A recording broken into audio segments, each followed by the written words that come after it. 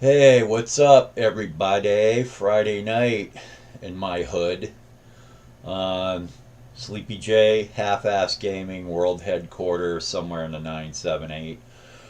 Yep. So, what we're looking at here is, well, Culpeper, uh, GCACW, Stonewall Jackson's Way 2, Bull Run 62, not 61. So I thought I'd get on here and try to promote SJW2. Not that it needs any promotion because this is one of my favoritist goddamn games. Um, Love it, can't get enough.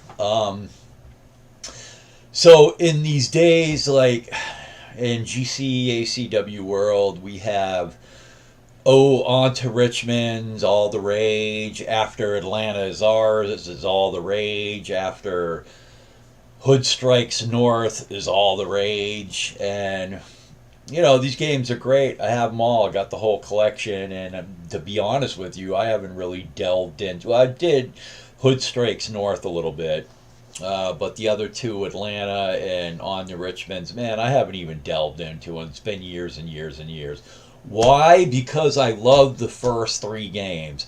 Actually, this one right here, okay, Here Come the Rebels, Roads to Gettysburg, and Stonewall in the Valley. Now, let's talk about this for a second.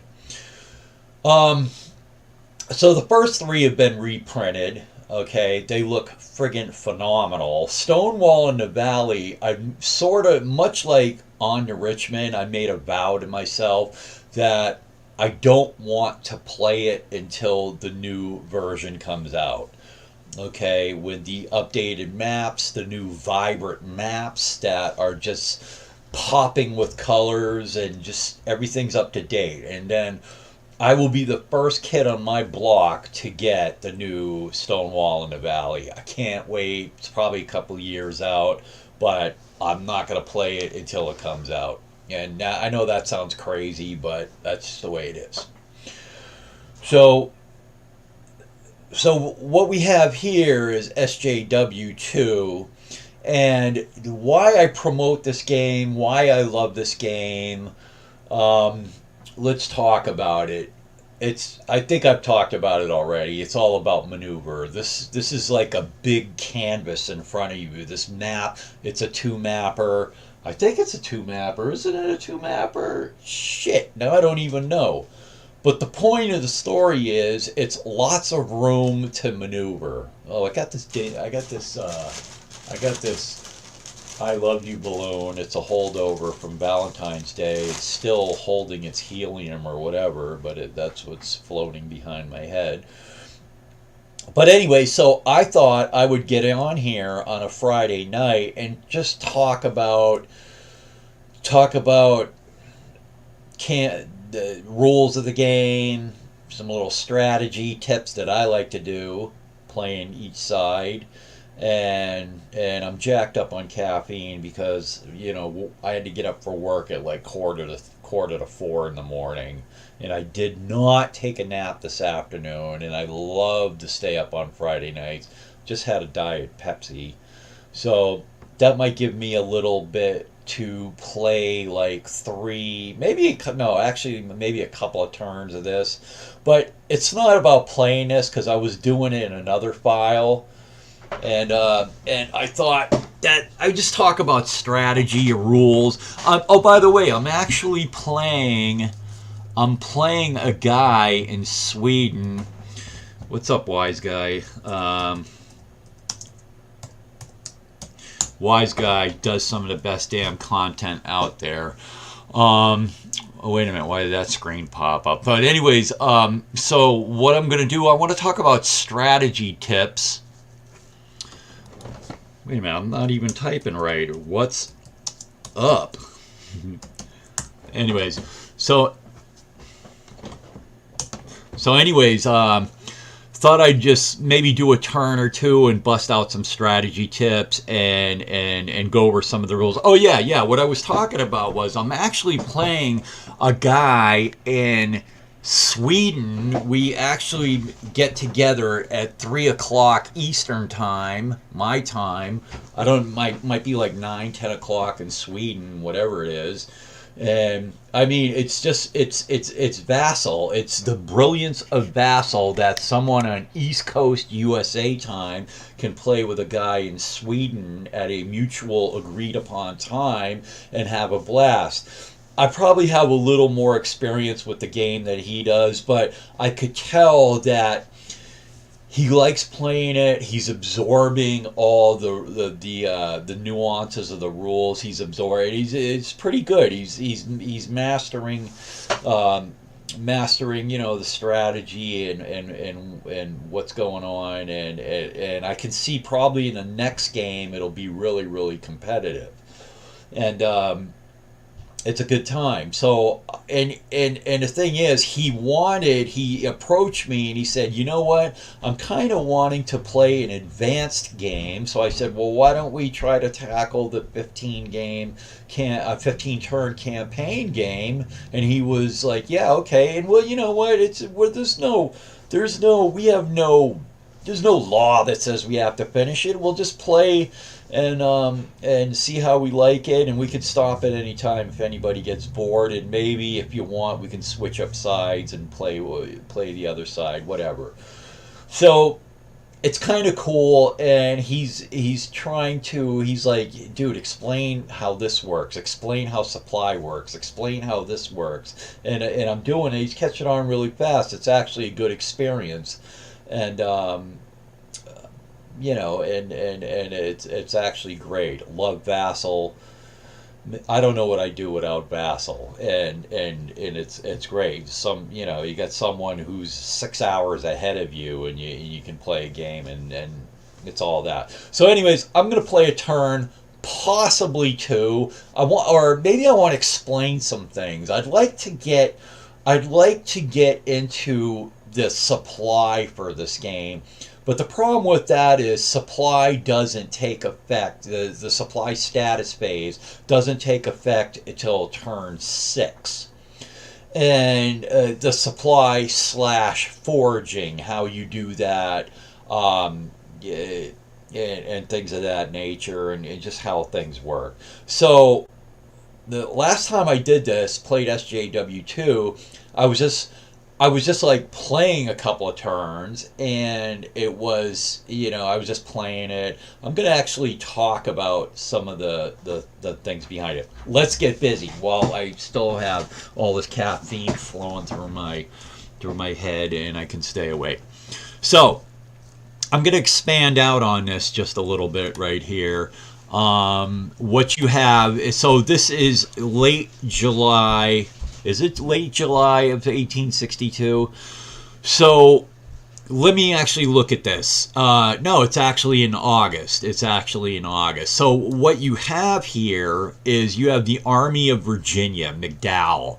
He's hanging out in Culpeper, and then you see the rebels are down here. They're not to be activated in a turn 2. And they were going to kick off their offensive on the 20th of August, 1862. Now, they had gotten together, from what I understand, what I like about these packages, about the rule books, in the end it says, this game is history. So I was reading it today, and apparently the Union had approached, they thought that they were big, bad, and tough, and they were going to come down here. Let me just use my little highlighter, now that I know how to do it, and make their way down here and approach the Rapidan and just, throw their weight around. But apparently Jackson and them clashed over here by Cedar Mountain, or just north of Cedar Mountain, or whatever. But anyway, so what happened was the Confederates, what Lee wanted to do is he wanted to annihilate Pope before the guys from the Army of the Potomac, which was still doing Peninsula stuff, or have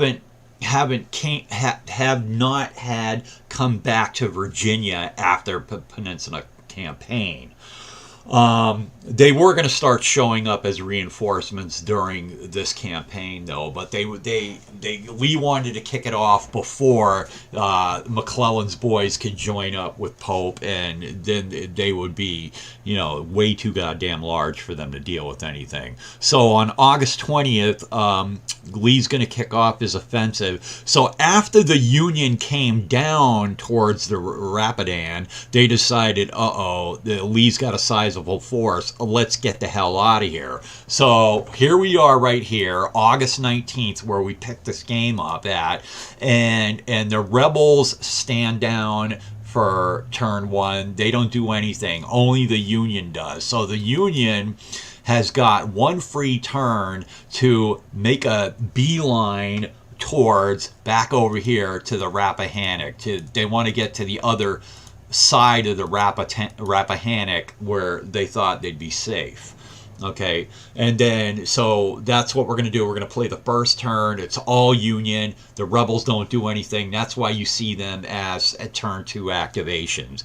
So what is the Union going to do? Last time I played this with a guy, he had approached me in the Rapidan, and what I did as the rebels, I just exited stage right. Instead of trying to cross the Rapidan, I just got on this pike and headed eastbound over this way, and just before you know it, I just took the whole army this way, and then we just went northeast, and he was totally outflanked, and that was it didn't turn out for him. He kind of threw in the towel. So here's where we are, one day before Lee kicks off his offensive in August 20th of 62, and this is prior to the Maryland campaign. And what we're going to do here is just we're going to do the Union real quick. Now, Wise Guy I just brought this back. He said there's a copy of SJW2 available locally. Is it still worth getting the old version?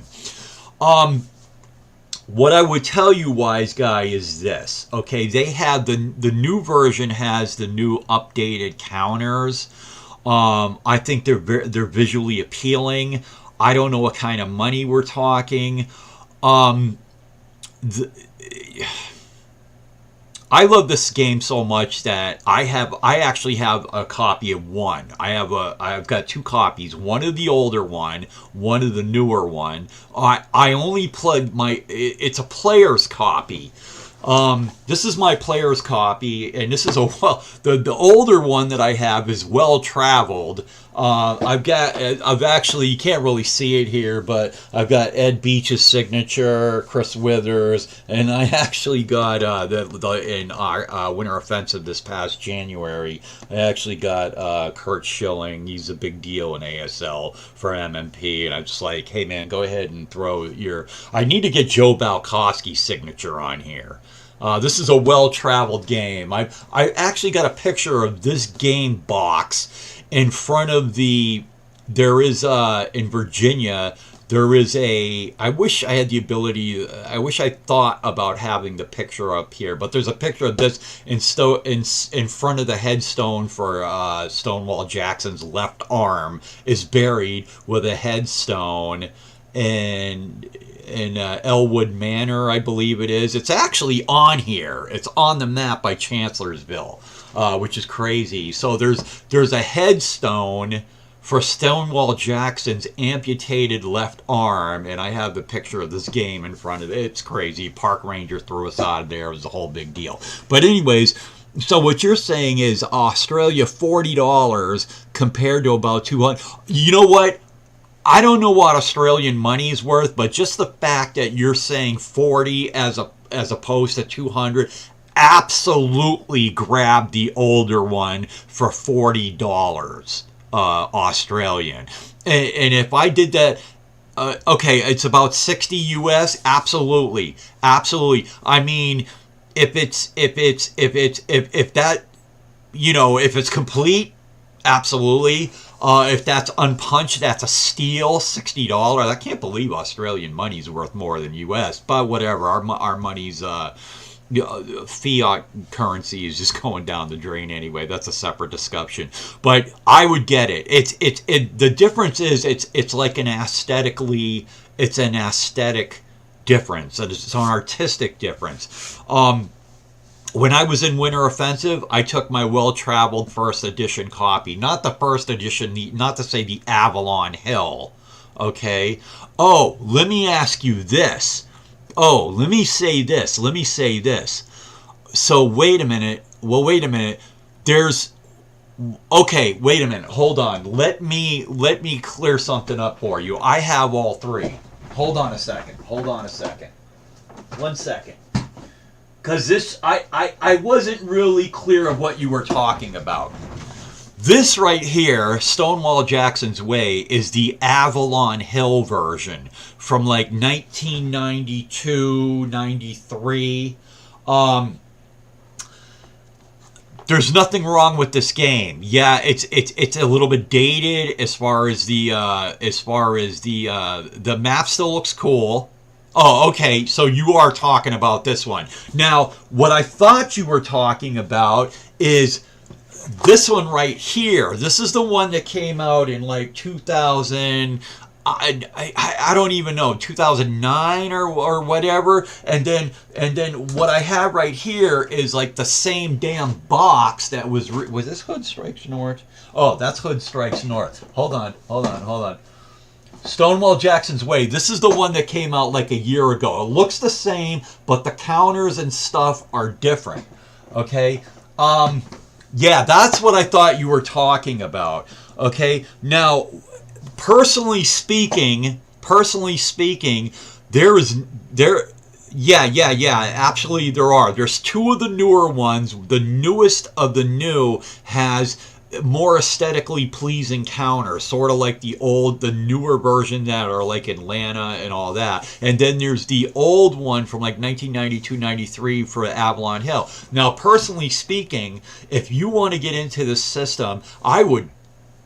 Ah, man, that's a tough call. You're $60 for the older one, because you might turn around and say, hey, I really like this and I want to update to the new one. But if the new one is 200 Australian, and that's got to be more money in US, that is a hell of a lot of money. That is a hell of a lot of money. I know what you're saying. But the older version of the game does look dated, but I still think that old original Charlie Kibler map looks fantastic. I think it looks great. It's kind of like a nostalgic thing. But if you would rather spend extra money to get one of the newer versions, I totally understand that. Yeah, MMP games are really hard to get over here. I often just order straight from the US. Yeah, and the thing's out of print right now. I mean, you know what? I would, damn it. You know what? Stonewall Jackson's Way is fantastic. But actually, I'm going to go ahead and play a turn and talk about this. Let me put this game back up here. Yeah, I'm glad I was able to clear that up. So there's three versions of the game. The older one, Avalon Hill, from way back in the 90s. The one that I want to guess and say 2009, and then they redid it. It looks the same, but the counters are updated because they had these screwy little counters on the first of the newer two versions. I have all three, actually. I mean, I just love this damn game. So what I'm going to do is play the opening turn for the people will pop in and out of here, so no one has to watch this, because I tend to get most of my views after I upload this to YouTube. So basically the Union had screwed around. They tried to get aggressive down here by Cedar Mountain with the Union, and then they realized what they were up against, and they were like, we got to get the hell out of here. We got to go back to the Rappahannock, and that's what they're going to do. So for game purposes, I'm just going to activate the Union guys straight up. The rebels can't do anything to the next turn. So let's go ahead and do this. So what they're going to do is they're going to activate their cavalry right here. Bayard, or actually Beardsley's going to go first. He goes to fatigue 2.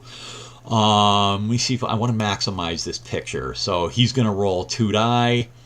And it's a 3-1, which is actually a 4. And here he goes. 1, 2, 3, 4.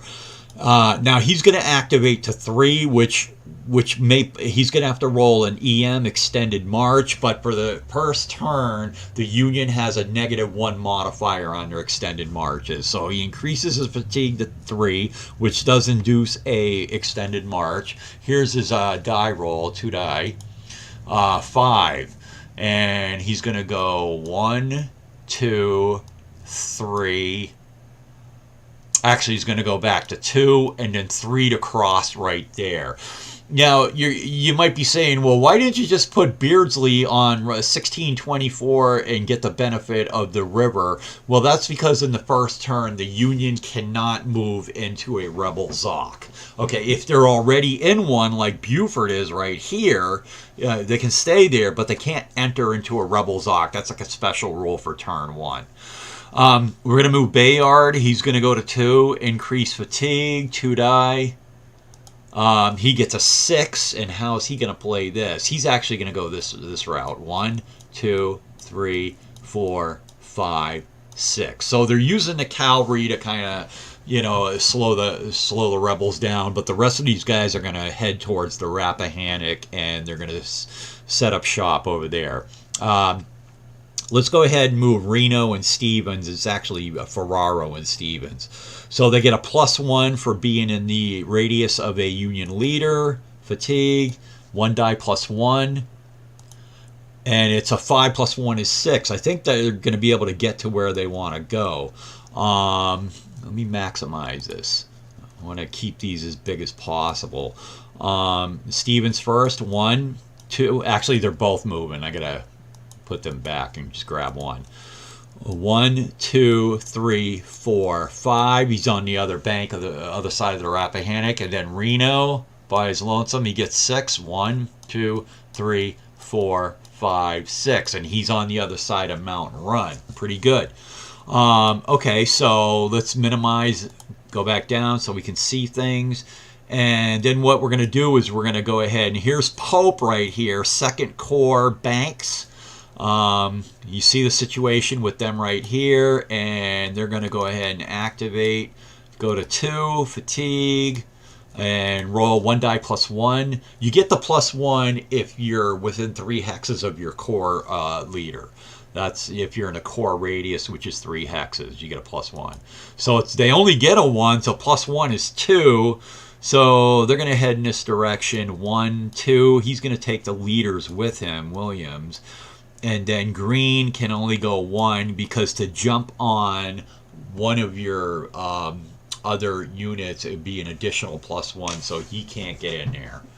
He only has 2 movement points. And then they're going to go to fatigue 3. They, again, trying to get across, get to the safety of the Rappahannock. Movement, 1 die +1. Well, they roll a 6, which is 7, and they're going to get to where they need to go. And they want to defend these 2 crossings right here. 1, 2, 3, 4. And Green, 1, 2, 3, 4. Now, what do they need to do? They both have orange, which is fatigue 3, and that means that they're both going to have to roll for extended march. Now, typically, before you move, you roll extended march, but I kind of slack off with that when I'm not near the enemy or the enemy's nowhere near my units. I'll slack off and do it out the back. So Green, now remember, for turn 1, they have a -1 modifier. Here's Green's number. A 4, 5, no, actually in this case, a 5 or a 6 flips him. He gets a 3, he's good. And then what is this, Williams? Is it Williams? Yeah, Williams, here's his roll. And he's a 4. Now, if he didn't have that -1 modifier for the first turn, he would be flipping. And let me throw this out there right now. Here's what you do. Army of Virginia. Well, John, how do you hell do you know what's Army of Virginia? These little this number right here on green, this 2 in the middle, it's encased in the background color is blue. Army of Virginia. Now McClellan's guys are going to enter in from Aquia Station, coming from the Peninsula Campaign. They're going to be encased in green. Army of the Potomac. Their threshold for becoming disorganized is a little bit higher. They would need a 5 or a 6 as opposed to a 4, 5, or 6. Okay, that's cool. So see what these guys are doing. Let me back out.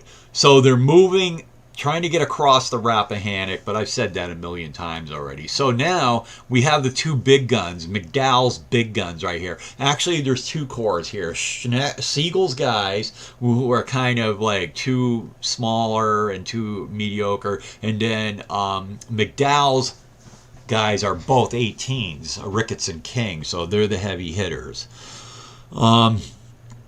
Yeah, Ricketts and King are going to activate right now. Take them to Fatigue 2.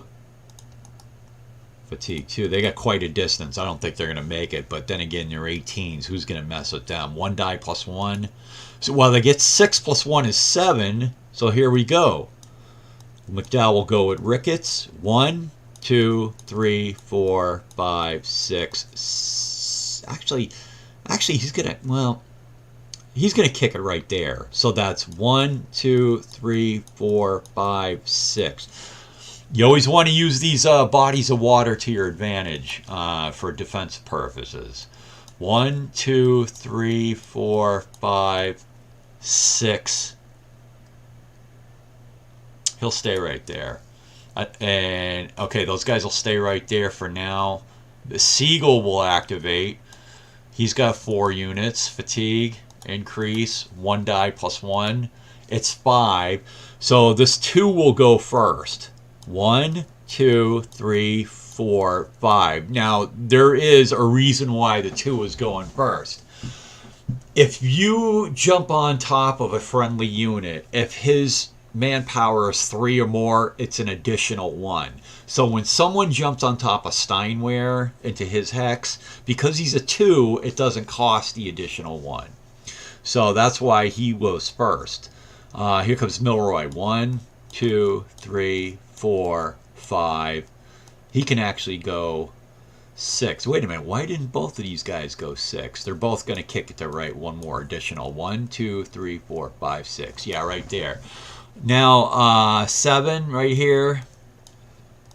1. No, actually, they're going to go 1, 2, 3, 4, 5, 6. And then Schneck will go 1. How about 1, 2, 3, 4, 5, 6?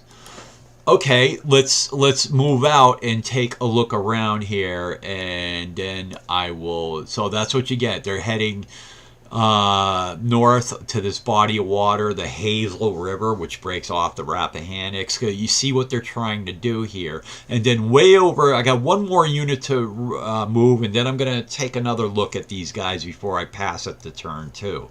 There's this unit, Griffin, right over here. He's going to move. He has the ability to move. Now, this is Aquia Station right here, and the significance of this place right here is you're going to see quite a few reinforcements that are coming over from the Peninsula Campaign, of which Porter's Corps right here is the first to show up from the Peninsula. This is where a lot of them are going to enter. But Griffin is available right now. He picks up a fatigue. He's the only one that can move off the stack, and I just activated everybody. I don't want to do that. Let me just pull him off. Alright. And okay, Griffin takes a fatigue. Here's his movement. 1 die. He gets to go 4. 1, 2, 3, 4. He'll go again. Go to fatigue 2. And 1 die. 4 more. 1, 2. Which tack does he want to go? Let's go let's go this route. 3, 4. And a die roll, take him to 3. 1 die. He gets to go 3 more. 1, 2, 3. Now, he's going to stop right there because he's orange, which fatigue 3. He does need to do an EM, and here's that roll. He rolls a 5, which will flip him even with the modifier. No. I stand corrected. Because he's Army of the Potomac, he has the green background on his number 1. And normally a 5 or a 6 would flip him, but because they have the -1 modifier in turn 1, he does not flip.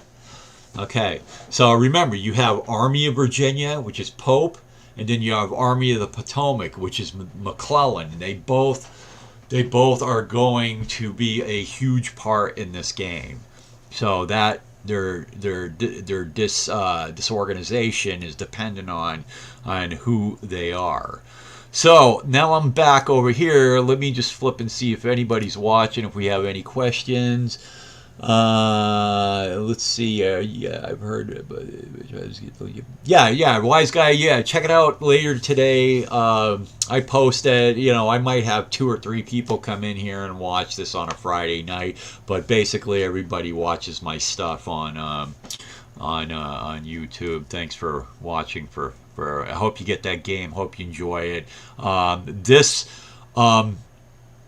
GCACW and GCACW and the Simonich games, and lately my newcomer to which is my third favorite thing, the Simonich games, GCACW. I feel pretty proficient. I feel like I have a good understanding of both systems. My new thing is BCS. Okay, BCS, still learning. I would call myself like a 4 out of 10 as far as learning it. Playing with somebody tomorrow in like an introductory scenario that I've been playing, and I've got 4 of the 5 games. I don't have Valiateers. I've got 5 of them, and I know enough about BCS that what I see about it, I'm not that big on the retreats, okay, but that's nitpicking. But BCS, it's friggin' brilliant. I know enough to look at this system. I'm like, oh my God, this is brilliant. It's innovative. You're not stacking counters up to the moon. You're not trying to get, as many combat factors into a hex for an attack. It's not like that. The game is brilliant. I love it. And I just can't wait for the day where I know BCS like the back of my hand, because I'll probably just keep playing that. So yeah, those are my 3 things that I love, and GCACW, the Simonich games, BCS, that's my thing. I gotta tell you, and the crazy thing is, like I've got like 7 OCS games. Do I know how to play OCS? Nope. No, I don't. And I got like 7 of them. Beyond the Rhine over here, Third Winter over here, Smolensk over here, Baltic Gap over here. BCS I love so much, I'm about to sell these damn things, all right? I don't know if I'm going to make that move. And I think I'm going to sell my Great Battles of the American Civil War Tactic. Hey, what's up, Hexy? Civil War Tactical. What I'm going to do at this point, it's Stigler. Stigler's game, when it comes out, I am going to try my ass off on the simplest scenario that he has with the lowest counter density. I'm going to try my damnedest to give Great Battles of the American Civil War one last shot. But it is what it is. Let's get back into this and see what we can do here. So I'm just contemplating whether these guys want to push this farther. The thing about it is, you notice they're on, like these guys right here, they're on fatigue 2. We all know what happens on fatigue 3. You got to do your extended march, and then the next term you get the white band. You're exhausted. I don't feel like these guys are going to push it. But if the rebels come out blazing saddles next turn on turn 2, they could catch these guys and wreck them, but they're gonna, chances are that's not going to happen. They won't quite get up there, and the Union will, get an initiative and get behind the safety of the water. So that's what I do when I play the blue. I want to get behind these bodies of water right here, because you do not want to fight the fresh Confederate powerful units in open like clear territory and rolling. You don't want to do it. You want to get behind these rivers, which they actually did. After they screwed around at Cedar Mountain, the Union got smart and said, you know what, Lee's getting ready to beat our asses. We need to get out of here. And that's what they did.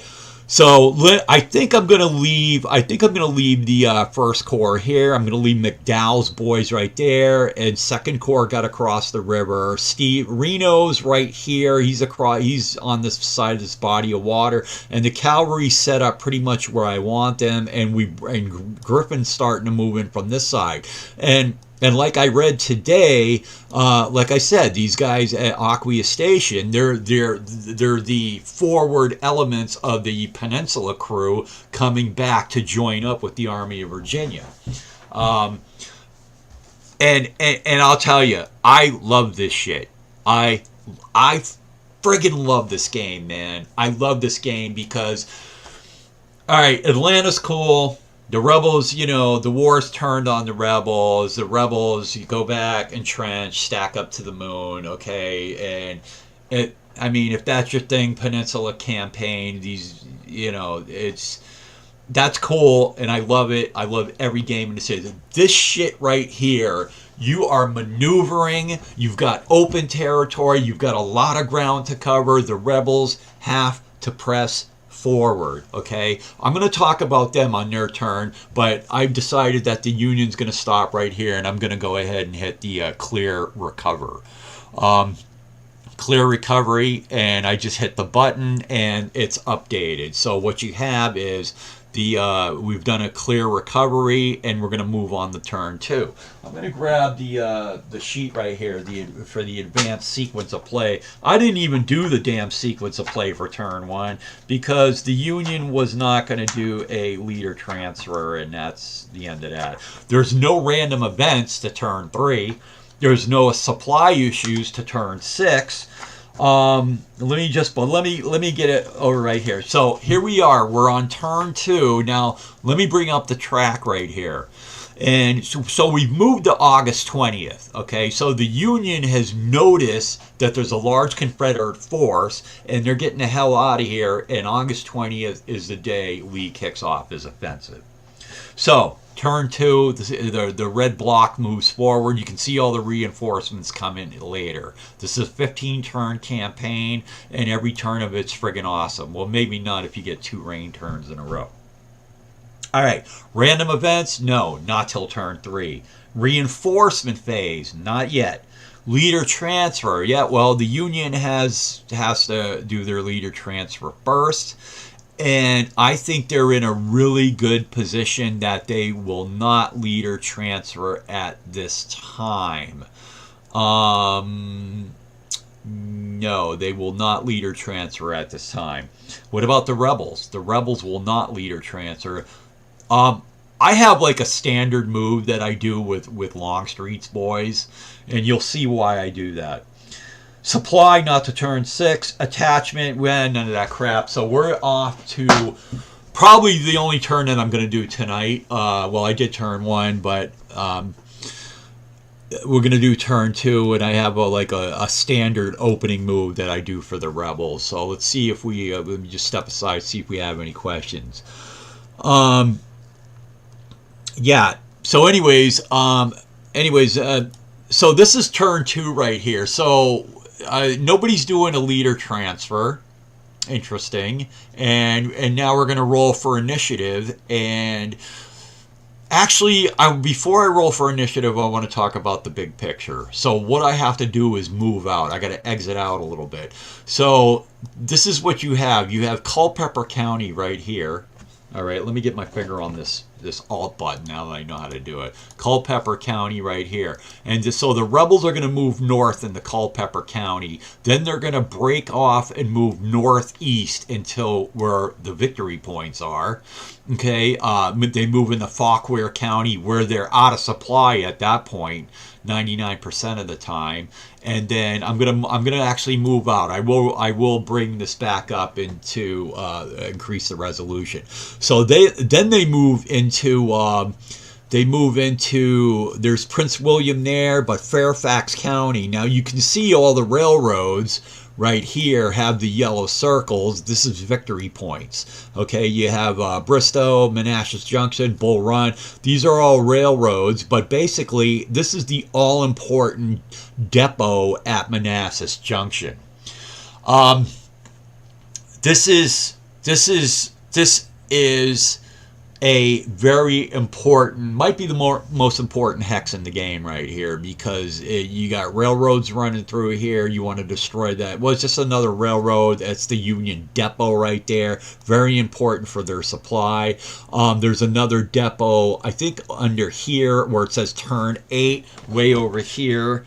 Blah blah blah, where Whipple is, turn 8. There's a depot under there. There's other ones under Aquia Station. There's one, but as you can see over here, Falls Church, 12 victory points. Fairfax County Courthouse, 8 victory points. Then the rebels get points for how many divisions they actually have in Fairfax. Okay, and it's based on where they are. It could be like 2 points per division or 3 points. I'm not quite sure about it, but the point of the story is this is where the victory points are.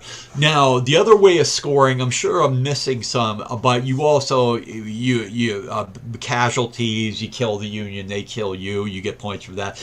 But also, this is one of the few games, and I don't know another one offhand, but also capital R routes. Okay?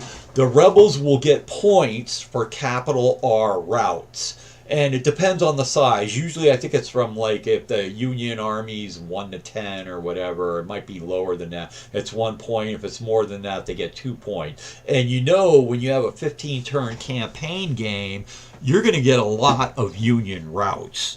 Okay? So one of the other things is, and if the Union suffers a devastating loss, you can get something called Union panic. I think it's like, I don't know, 3, 4, or 5 DR, and it's like devastating.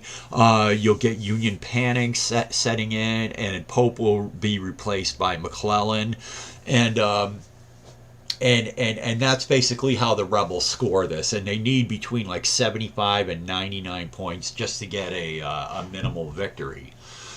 Now, let me just speak on one other thing. So, what are the rebels looking to do? Okay, here's the most overriding thing. Well, obviously, they want to score enough points, and they want to get to where the victory points are. But how are the rebels going to do that? Because the Union's going to get a bunch of, they're going to retreat. They're going to give up land. They're going to give up territory. They're going to keep moving back.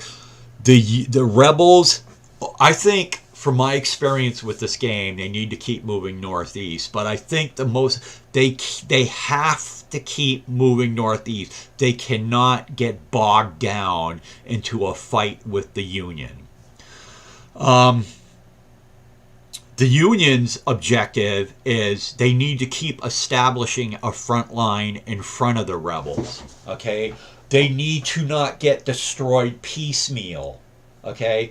Don't put 2 units in front of a rebel corps, because you will get destroyed piecemeal.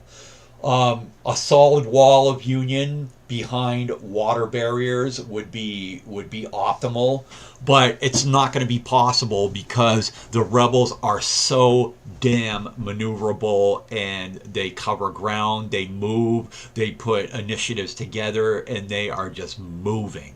I love that. I love this in the game, that the both corps they're moving. The Union needs to match the movement. They need to give up ground. They need to keep a wall in front of the rebels, and the rebels cannot get bogged down with bogged down with fighting the Union on their terms.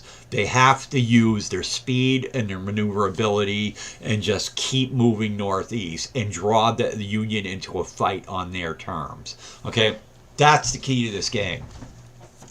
And if, oh, by the way, let me just throw this out there. In my gaming dream scenario, what I would like to do, what I'm trying to accomplish, but you know, the whole world's too damn busy working to try to afford shit that nobody can afford anymore.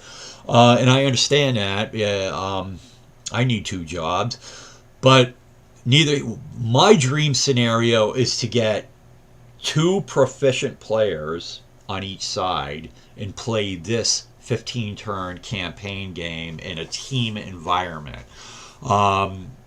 Whether it be, you know, you could have like 1 advanced player on each side and one a medium player on each side with them, and just have 4 proficient players playing this in a team environment. That's my goddamn idea of a good time. That would be fantastic. I haven't been able to make that happen yet because, number 1, everybody's busy with their lives. Number 2, we continue to have people fear change, and we have a large group in all gaming, whether it's ASL, whether it's BCS, whatever, that people just they're scared of change. They only want to do face-to-face gaming, and that's a goddamn shame. And people just are wary of Vassal. I don't know why. It's easy. People fear change. They don't want to learn anything new. They're set in their ways, and maybe they have a local gaming community that's hot, man. Maybe it's they've got a banging local community. I don't have that. I've got maybe 1 guy in like a 5-town radius that I know of, and since the pandemic, we don't play anymore. But it is what it is, and I understand. Well, and that's what it is. Plus, maybe I rub people the wrong way, whatever. But yeah, if I could get a 2-on-2 team game in this, dude, that would be the greatest goddamn thing ever. Until I master BCS, then that might be some shit too. But anyways. So let's go ahead and do that. So I've laid out what the Rebels need to do, what the Union needs to do. Yeah. Okay, so turn 2, the first of the 2 numbers is going to win the initiative. And let me zoom in just a little bit and focus on this. And I guess I want to show you guys my standard move that I do with Longstreet's Corps. But let's see who wins the init. 3-2, Union wins the init. Okay, so what they're going to do is they're going to take Beardsley. Now remember I said one of the little funny little rules is when in turn 1 the Union could not put a unit into a Confederate ZOC unless it already was there, like Buford. But here's Beardsley. He's like, I'm going to go get on that river, increase my defensive capability, increase fatigue, 2 die. And he gets a 10. He doesn't need a 10. That's 3. That's 4. He goes right there. Damn good move, Beardsley. Let's see if anybody's watching. We got 2 guys. All right. Cool. All right. So that's the situation right there. A knit die roll, 2 die. It's a 1-1. Okay, let's talk about 1-1 right now. This is actually an important rule. I'm glad it came up, even though it doesn't pertain to the situation. So in this campaign game, this is a big deal. 1-1. What does 1-1 mean? It means possible end of turn. And what that means is now, first of all, we're in turn 2. This doesn't take effect to turn 3, but let's talk about it right now. So let's say you're in the next turn 3, and you've moved like 1/3 of your units, and you think everything's cool in the gang, and you're trying to be cool in the game. You're not being aggressive. You're not moving all your guys as much as you should. And all of a sudden, a 1-1 pops out. Okay, what that means is possible end of turn. There's a couple of things that you need to know about that. If both teams or both generals have had an opportunity to do an activation. So right here, there's two reasons why this doesn't take effect. Number one, it's not turn 3 yet. Number two, the rebels have not had an activation. So that's two reasons why 1-1 could not end this turn. But it isn't just a 1-1. You have to do a subsequent roll. A subsequent follow-up roll, if it yields a 1 or a 2, turns over. So since it's not even possible because we're not in turn 3, that's just going to be 1-1. Rebels win the activation.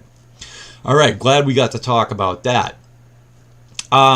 So this is what we're going to do. We're like, okay, so now we got cavalry on the Rapidan. What in the hell are we going to do, General Lee? Because now we're not just going to stroll across the river. We're going to have to fight our way across or go another route. Are these guys going to move due east? Due east on the pike, which is the thick black line there. I've been known to do that in the past. I played a gentleman in 2 games ago, not the guy I'm playing now. 2 games ago, he brought all his units into the Rapidan, and he came up on the river, and I just simply said, I'm going to take the pike eastbound and just bomb ass through the wilderness, and then we'll turn north. And no, didn't work out good for him. But in this situation, Lee's going to just... He's just going to bum rush his way through Beardsley. So what he's going to do is he's just going to do an activation of Dr. Jones. The rest of his crew is not going to activate them. A lot of guys will say, let's activate all Longstreet's crew. And that, I'm not saying that's a bad thing to do, but what I'm going to do is just activate one guy. And what I'm going to have to do is get Longstreet back there to activate these guys, or they're going to have to activate individually. So let's see what happens. I'm just going to activate Dr. Jones right now. Let's hope he gets a decent roll. Put a fatigue on his ass, and here they come, bro. Longstreet activates Dr. Jones. Let me see if I can bring this resolution. Yeah, let's make it bigger. Why not? Here's the big roll. 1 die plus 2. It's a 6 plus 2, so they get the maximum 8. Booyah! So here they go. Now, it's going to be 1, and as you know, he can jump over a cavalry unit without expending extra movement points. That's 2. He's got 6 points left. Beardsley, what do you want to do, my man? Well, I'm going to check it, but I don't think Beardsley gets a modifier because he's a 2 for a cavalry treat. It does vary by game sometimes. No, he's just a regular force. Large force, blah, blah, blah, blah, blah. Have a 2 or more, but that's an enrichment, AGA, and SIV. That doesn't count. So there is no modifier, but he gets a +2 for being across that river. Beardsley, what are you going to do? Well, I'm going to get the hell out of here because Dr. Jones is a 14. That's a wise move, my man. So he gets a +2 modifier because he's on the other side of the water. So what he does right here, takes a fatigue, disorganizes, okay, and here's his roll with +2 to whatever he rolls. He doesn't want, wait a minute, I screwed up right there. I hit a decrease manpower instead of disorg. That's better. Okay, now what he doesn't want to do is roll a 1, because if he rolls a 1, he loses a manpower, and the rebels will get their first kill of the game. Here's the roll. It's a 5. Okay, well that's pretty damn good, because he takes a 5 that he rolled plus the 2, and then you have it. 7 divided by 2 is going to be a 3. You lose the remainder. So now Dr. Jones's 6 points that he has is now 3. So Beardsley has to retreat. Where's he going to retreat to? Now, the lost art of cavalry treats, I'm going to try to work this out for people. So he has to move farther away, preferably on a road. And he prefers to go northeast because he could go here. He could go there. So he's going to go here for his first one. Now what do? Well, you don't want to go here because you're now 2 X's away from Dr. Jones. You want to move further away.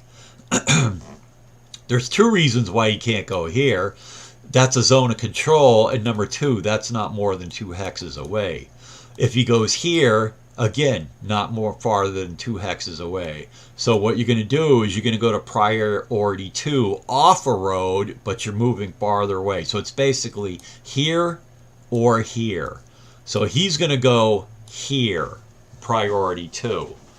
And he's also going to go over here, priority 2. And then his fourth move is he's going to kick it right here on a road back to priority 1. Okay, now Beardsley has the option to go 5 or 6, but he has the benefit of water right here for defense, so he's going to stay right there. All right, cool. Now we know that Dr. Jones still has 3 points left, so here they come. Now it's not Stewart, it's Dr. Jones, and he goes here with his leaders. Okay, now he has 2 points left. He goes here. Now he has 1 point left. So it's interesting. He has 1 point left. Buford, what do you want to do? Well, Buford no longer has the benefit of the water because Lee outflanked him, came around. Well, I mean, you know, he probably thought Lee wouldn't roll a 6. Well, here he is right now. Lee rolled a 6. He's got 1 point. Buford, what do you want to do? You got 3 points, but actually you're a B1, which may give you like a half. I'm not too up to speed on my entrenchments with these B1s, B2s, F1, blah blah blah blah, whatever. It doesn't matter. Buford's gonna bounce. So what he does get, because if Dr. Jones attacked him, he'd have to do a hasty, which is to say, costs 1 movement point, but you're at a -1. And let's say Buford gets a half applied to his 3, and he's a 4.5. Does he still want to take on Dr. Jones? 4.5 goes into 14. Like, what is it? 3 times? No, it's not even that. It would be 2 times, but. You know what? And a -1 for the hasty. It's like they don't even want to do it. Buford wants to. He doesn't even want to do that. So he's going to get the hell out of here. He is going to take a fatigue. He's going to delete his entrenchment. What would this attack have been? Let's say it's the B1 is good for a half. So they would have been 4.5. 4.5 goes into 14. Is it 3 times? 3 times 4 is 12, and then it would be 13.5. So it would have been 2 for ratio. It would have been a +2 for tact. That would have been figuring in the hasty would have been a +3 attack, and Buford, you're gonna get out. You're gonna get out of here. You're gonna hopefully just don't roll a 1. You're gonna get out. Manpower, disorg. There's a long game here. You don't want to start getting your ass kicked. Disorg. Just don't roll a 1, and let's see what you get. Oh, by the way, he as a 3. He's gonna get very large force +2. Let's see what he rolls. He rolls a 6 plus the 2 for very large force is going to be an 8 divided by 4. No, that easily wipes out his last point. All right, so here's what he's going to do. The trick to Buford was don't roll a 1 and lose a manpower, and he successfully did that. So anyways, 1 to right here. Okay, that he's 2 away, but he has no choice. He has to go here because of the river. I don't know what priority that was, but he had to do that. He's still only 2 away. Now he goes here for 3, and he'll go here for 4, and he'll go here for 5. Okay, and that's it. And Lee has to stop because they easily chewed up his last point. Okay, cool. And that's it right there. And let's see if anybody has anything. What scenario? Lee versus Pope? No, let me go ahead and write that in. 15 turn campaign. Yeah, that's a 15 turn campaign. I got put 125, dude. Oh my god. 15 turn campaign. Scenario 9 is what that is. All right, so let's get back into it. So anyway, so that's what we have right there, and that's going to be the end of their initiative. A knit die roll, 2 die. 4-1, it's the Union. Okay, so they beat back 2 of the Union cavalry units, but the Union had 2 cavalry retreats, and they didn't lose a guy, which was that's pretty good. So they're going to be aggressive with their cavalry, and what they're going to do here is, I think actually they're going to just chill out. They'll leave Bayard right there. They'll leave Bayard right there, and they're going to move somebody over here, Griffin. They're going to actually move Griffin one time before we forget about him. Fatigue 1. Movement 1 die. 1 hex. Are you kidding me? He's going to stop right there. Okay, a knit die roll. 2-6. Rebs win this. Now, here's the problem. Now, here's the good part about what I did here is when I activated Jones by himself, if he would have rolled crap, and if he activated all these other guys, they would have been all jammed up over here by Stewart, and they would have been 1 activation, okay? He actually rolled a 6, which in hindsight, I should have activated all those guys, but I didn't know he was going to roll a 6. Now, the problem here is I want to activate these guys, but Longstreet is way the hell up there. So what are we going to do? Well, what I typically do here is, what I'll do here on this activation is I'll activate Evans by his lonesome, fatigue 1, and I'll go ahead and he's a 1 die plus 1. And he gets a 3 plus 1 is 4. 1, 2, 3. And I'll take him down here for 4. Now, notice what I've done. What I've done right here. I set Evans right there. He got a 4. Luckily, he got a 4. Now, well, if you notice, he's now 3 hexes away from Longstreet, and Evans is 3 hexes away from Hood. So you can see what's about to happen. A knit die roll.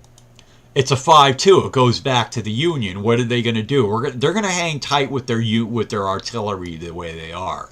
I believe one of these guys, 5th Corps Aquia Station, can move right here. Turn number 3. I'm incorrect on that. So they're going to just chill right there.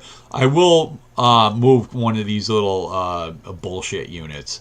You need everything you can get. And that's Purnell fatigue. 1 die. He gets to go 3. 1, 2, 3. A knit die roll. 1-1. Oh, again with the 1-1, it's turn 2, so it doesn't matter. The 1-1 is a rebel and knit at this point. Check back in next turn for 1-1 to see what happens. But tonight I'm just doing turn 2, and that's going to be the end of this. But anyways, it's rebel and knit. So see what they're going to do right here. Again, when I moved D.R. Jones by his lone self, I did not know they were going to roll a 6. Okay, I wanted him to deal with whoever that was, Beardsley, by himself. So what we're going to do right here is we're going to activate Evans again, fatigue. Okay, he goes to fatigue 2. And when he activates, now I can move Longstreet, and Lee will move to him because he's within their command radius. So they move to him, and Evans is going to hit the movement, and he rolls a 1, which we don't give a shit about because he's going to march in place. He stays right there. Okay, he marches in place. Now it's a knit die roll. It's 4-1, goes back to the Union. What are they going to do? Well, let's take a look around. I think they're going to activate Siegel is going to activate Schurz and Schneck. Just them two. They're going to seek the safety of the river, which would be a good idea. Oh, they only get a 1. It's a 2, but it's going to work. These two guys, 2 movement by themselves, right over the river, and schneck. 1, 2. Good job. A knit die roll, 2 die. It's 4-4. Rebs win the net. Before I do the Rebel and net, let's move out and check the situation. So that's the situation. You just saw 2 guys from Siegel's crew move across water obstacles. McDowell's guys, well, they're pretty powerful. They're not in any hurry to move. Green is going to stay put, loses exhaustion, but they're already across. I may move Ferraro back. Let me use my thing here. I may move Ferraro across possibly later in the turn. I'm still thinking about it. Bayards. I like where their cavalry is right now. I'm not going to lie. And then what else do we have? Oh, one of these little bullshit units. What about 60 New York? We're going to leave them right there. We'll move Purnell again. One more time. Increase fatigue. Actually, it's a Rebel and net. What am I doing? Yeah, let's go back to... So that's the situation, and here are the Rebels. Now, Lee and Longstreet are where they can activate the whole crew.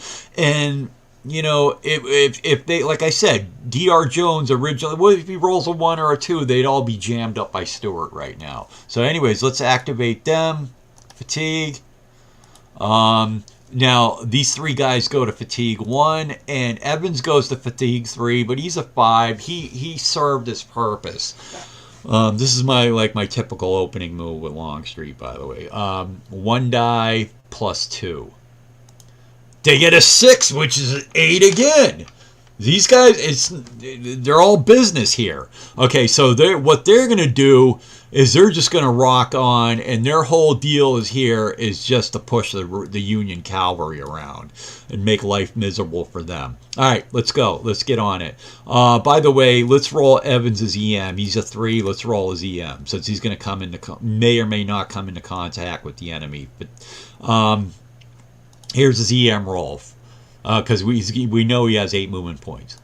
He rolls a 5. He does not flip. He has 8 movement points. I am not even going to take him towards the enemy. What I'm going to simply do here is... don't move, Stuart. 1, 2, 3, 4, 5. And I'm going to leave him there. I'm not even going to put him next. I'm not even going to give Beardsley the opportunity to do a retreat. All right, now comes, we're going to bring Kemper in. Kemper has 8 movement points. 1, 2, 3, 4, 5, 6. He has 2 movement points left, and it's like, Beardsley, what's up? And Beardsley is all of 1. Beardsley's shitting himself right now. He's gonna get out of there. He's gonna get a fatigue. He will cav retreat. He goes to orange. He's already disorganized, and he's facing a 10-to-1 attack from a unit that has the capability of doing a normal attack because they have 2 points left. Now, Beardsley, which modifiers? Well, you get a +1 for being across the river. And you're also going to pick up a -2 for being the small force. Indeed. So the net is you're a -1. And whatever you roll, you're a -1. But more importantly, you just don't want to roll a 1. You don't want to take a manpower hit. Here's the roll. It's going to be -1. They roll a 6, which is a 5, which costs Kemper his last 2 movement points. Well done, Beardsley. Now you got to move back 4 to 6. 1, 2, 3, 4. What the hell? Let's go 4. He'll stop right there. You know what? Let's take him back the other 2. 5, 6. Let's go ahead and do that.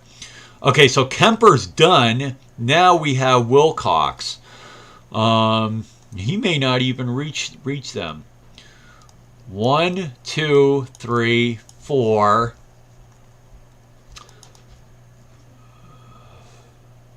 5, 6, 7, 8. He's going to go that route. Yeah, let's do that. And then Hood.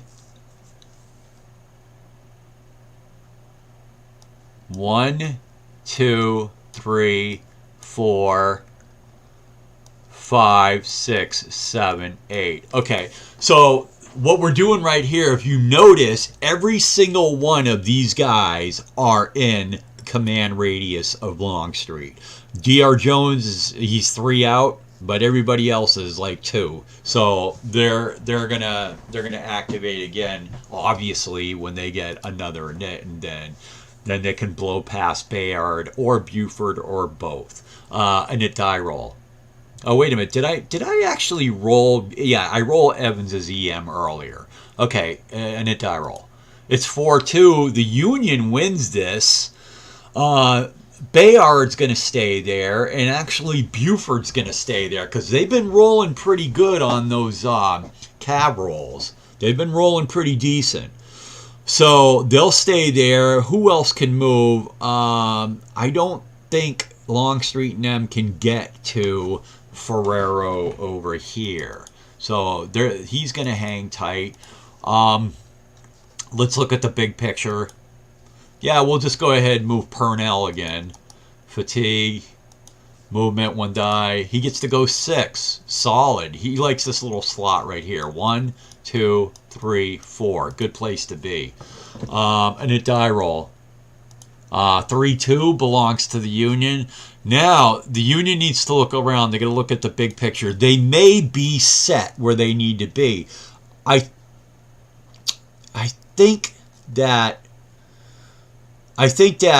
it may be time to move this corps, Reno's 2 guys. Let's do that and defend another spot on this river. Let's go ahead and do that. Yeah, 1 die plus 1. It's a 6. So what they're going to do is Stevens is going to go 1, 2, 3, 4, 5. Reno's going to get across the river. 1, 2. So he's cooled the gang right there. A knit die roll. It's a 4-3. Union wins this. So we're going to take this guy right here, the 6 New York, Fatigue, and we're just going to mid-move his ass right there. Okay, hopefully Griffin can get up with him and then, turn one of these slots into a 5, or we'll see what happens. We'll see how they react to the Rebels. I don't see in this game the Rebels going through the wilderness, but I have done it in the past. A knit die roll, 2 die. Okay, the Rebels win this, and now they're gonna do the max. They're gonna do the max knit on all of these guys right here. And let's do this. So we're gonna activate all of them. Actually, they're not gonna well, they will activate Evans. They will activate Evans. Okay, so he's gonna have to go to fatigue 4. The rest of these guys go to fatigue 2. The Union's hoping they don't roll another 6 because they're on fire. Here's the movement roll, 1 die. Damn, they roll another 6. It's 8. They're just gonna blow out the Union cavalry at this point. All right, so the first thing we do is Evans. We're gonna do an EM roll for him. He's on fatigue 4. 1 die. It's a 1. He passes it. He's cool in the gang. So every one of those 5 units gets to go 8. That is not good for the freaking. That is not good for the Rebels. I mean, not good for the Union. So Evans is actually. Who do we want to move first? Yeah, let's go this route. Let's go this route. We're going to activate Longstreet and Lee are going to move to Kemper, and they're going to move. He's going to move first. Okay. They got 8 movement points. And here we go. 1, 2. They have 6 points left. Buford, what do you want to do, Buford? Buford is like, he's got 6 points, and he's got a unit that's got 10. I'm getting the hell out of here. Because he's got 6 points, he could do a prepare. Buford's going to get out. He picks up another fatigue. And I want to maximize this. No, actually, that's too much. Let's just stay right there. He's going to do a roll. Now, he's a +1 because of the water. Here's his roll. He rolled a 1. He takes a manpower hit. That's what you don't want to do. If you're the Union cab here, you can disorganize. You can take your fatigues. As long as you don't take manpower hits, you can retreat and you're great. But they do take a manpower hit, and that's no good. So the manpower decrease, and we need to put that on the board as a Union casualty right there. There it is. That's the first point of the game. And now the one that they rolled plus the +1 for water is going to take 1 away from the, or is it? Wait a minute.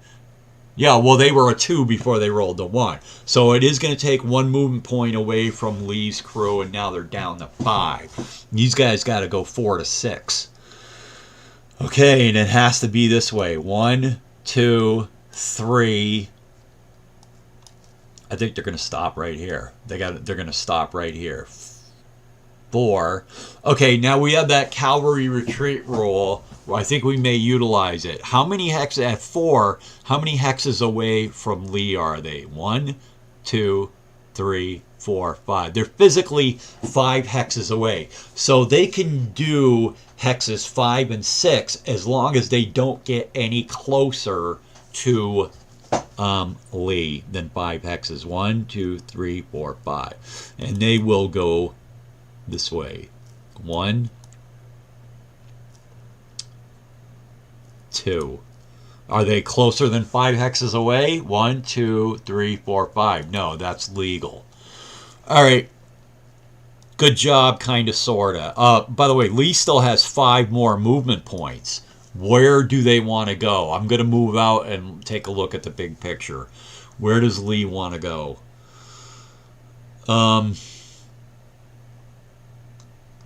Well, the question is, do you really want to fight the Union with them on the other side of the Rappahannock with these 2 big goddamn divisions here? Do you really want to do that? Lee has 5 points left, or that is to say Kemper. No, I really don't want to fight these. I want to go where these guys aren't. Well, that's only one. That basically takes them through the wilderness. I really don't want to go that way right now.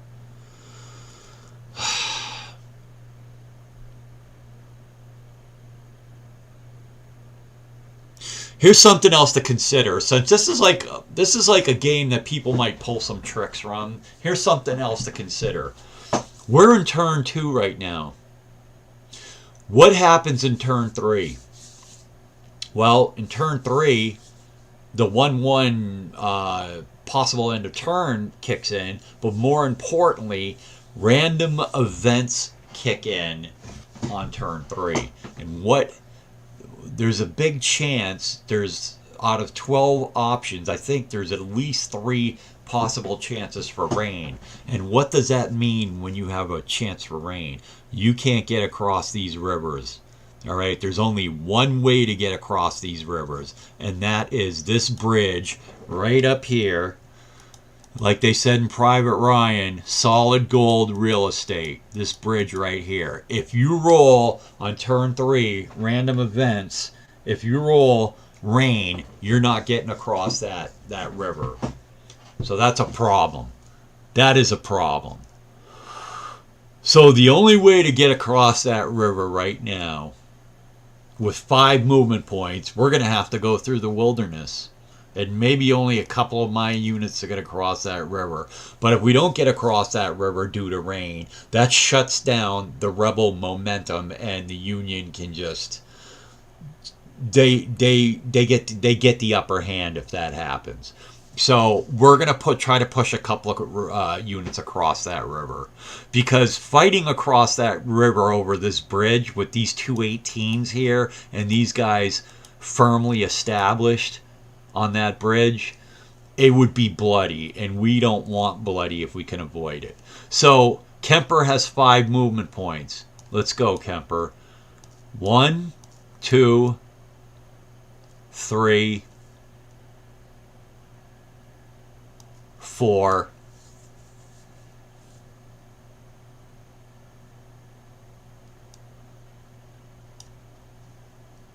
One, two, three, 4. I got 1 point left. What are you going to do, Beardsley? Beardsley's going to get the hell out of here. Even though it would be a hasty attack, he's only 1. So he's going to roll, cab retreat, and roll, and hope to hell that he doesn't take a manpower loss. So he goes to fatigue 4. And what do we have any modifiers? Yeah, he's going to be a -2 because he's only 1. He's a 1 manpower, so he's a -2 on this roll. He doesn't give a shit if he has to retreat 6 hexes. He just wants to not roll a 1. So here's his roll. And it is a 1. There's 3 straight 1s. Wow. So Beardsley takes a manpower hit. And that is, I mean, what was he do? Was he going to fight Kemper with a friggin' 10-1? No, he couldn't do it, so he had to do it. He decreases manpower, and we go up to the track, and there's another dead Union guy, and this guy has to go 4 to 6. And not only that, it doesn't affect Kemper's last movement point. So he gets to go 4 to 6.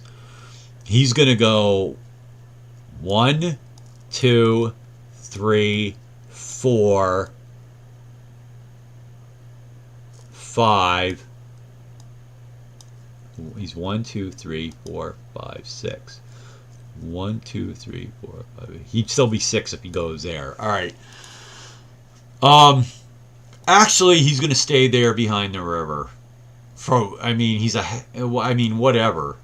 He's gonna stay right. He's gonna stay right there. Actually, he's gonna go up. The rebels aren't going to cross there. So Kemper actually keeps his last movement point, which is outstanding. He goes right there. Now we go back to the other guys. Now remember, Evans, D.R. Jones, Hood, and Wilcox still have 8 movement points. Wow. And they want to get at least 2 units across that river, and it's open. Well, not quite. It's not quite open right now. These guys have to move their 8 before we can do anything else. So we didn't want to go through the wilderness, but that's what we're going to do. 1, 2, 3, 4, 5, 6, 7, 8. Outstanding. Hood. 1, 2, 3, 4, 5, 6, 7, 8. Unbelievable. Hood. Let's get. Wait a minute. This is big gun. D.R. Jones. Let's go. 1, 2, 3, 4, 5, 6, 7, 8. And Evans, last but not least, he's going to take this tact. 1, 2. No, actually, he's not going to do that. He cannot move and defend himself, really. 1, 2, 3, 4, 5, 6, 7, 8. There you go right there. That's what you have. Let's slide this whole damn thing over. Everybody is still in combat radius of Longstreet. Fantastico. A net die roll. It's 3-1. It belongs to the Union. I hope your scouts are telling you what the hell's going on in the wilderness with Lee. And I think they have a good idea what's going on, because their cavalry is getting beat to hell. They didn't start out getting beat to hell, but that's how it's gone lately. I don't really want to move Buford because if he goes to orange and he fails his EM, he's going to lose another guy. I don't really want to move him, but the Union High Command, their scouts are telling him, hey, you need to get something down here, and that's what they're going to do. So they need to get something down here. So what's going to happen is Green, now that they know what the dealio is, they're going to activate these guys to move south in a hurry. Fatigue increase, 1 die. You need a big number here, Union. They get a 2 plus 1 is 3. That's not getting it done. That is not getting it done. But they're out. Here they go. 1, 2, 3. 1, 2, 3. They're able to leave those positions because these guys can easily fill them. A knit die roll, 2 die. 6-2 belongs to the Union. And I think what we're going to do here as well as we're not going to move Ferrero. I was thinking about that. I don't want to move these guys because if I don't move them right now, they will be full strength next turn. I don't want to move them if I can get away with it. What about, what's the space way out here? Griffin. Griffin, I'm going to move you. I'm going to move you and we'll do the EM. Here's your movement. He gets a 3. 1, 2, 3 for what it's worth. Here's his EM roll. A 4, he's okay on 4 because he's AOP. If he was AOV, he would have to flip. Good job. A knit die roll. 1-1. It's still turn 2. We had 3 1-1s in turn 2. So that it just defaults to Rebel and knit. Okay, and let's see what we got going on here. Well, the Rebels are going to go ahead and they're going to go activate. Now, obviously, they can't activate Evans because he has 4 fatigue. The rest of them, they're going to press their advantage. They're going orange. Which is all, it's, every one of them is going to do an EM roll, but they got to get across the river. Random events, there's 3 rain turns. There's 3 chances for out of 12. That's 25% that they could roll a rain and be stuck behind that river. They've got to push this to the max. A knit, and the last 2 times they rolled 6s. Am I mistaken? Here's their movement, 1 die. It's a 4, which is a +2 is a 6. That's not bad. So how are we going to do this? How are we going to get a beachhead on the other side? How are we going to get a beachhead on the other side? 1, 2, 3, 4, 5, 6. Well, we're just going to bum rush this. That's what we're going to do. We're going to bum rush this. We're going to Lee and Longstreet are going to transfer to Kemper. Okay, and Kemper's gonna he's doing the point. He's got the Kemper. You got the point. Here he goes. He's got 6 movement points. Here we go.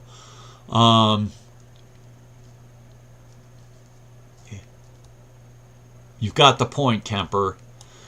1, 2. No zone of control because there's no Ford there.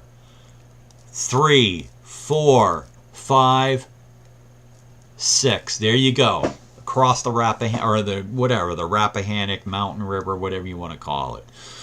Mountain Run, actually, when it breaks off up there. They're across the Rappahannock. Next, Hood. 6 movement points. 1, 2, 3.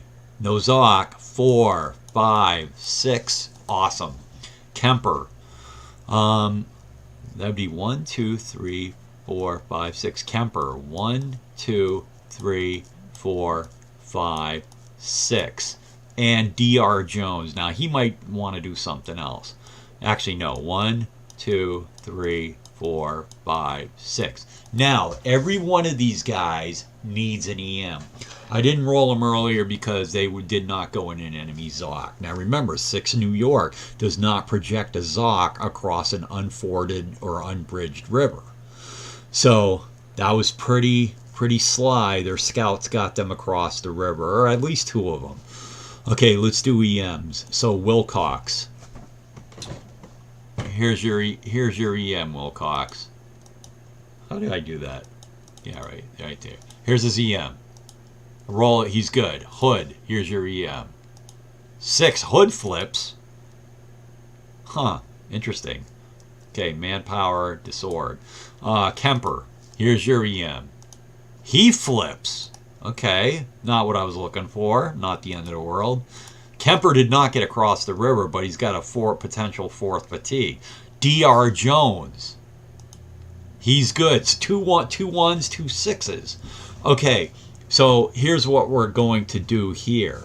Oh well, let's do the unit. How about that? It's 6-4, belongs to the Union. Now that's interesting as hell. Okay, so the play here is, here's the play. We have to activate Reno's core.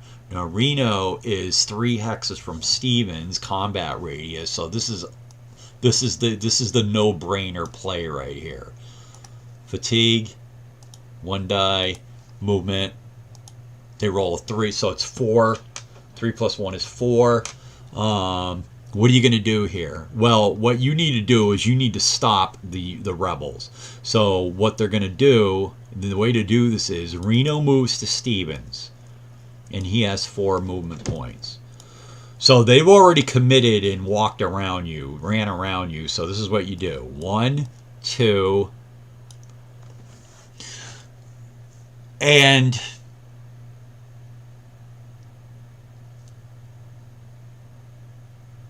you really don't want to stay there, but 1, 2, 3.